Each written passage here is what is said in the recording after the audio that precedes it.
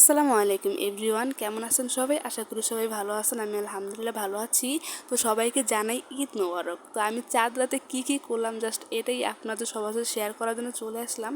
তো আমাদের বাসার আশেপাশে যারা ছিল প্রতিবেশী সবাই কিন্তু একদম ঢাকার বাইরে চলে গিয়েছে যার যার বাড়িতে। তো আমরা কেউই গ্রামের বাড়িতে যাই না, আমরা ঢাকাতে ঈদ করি।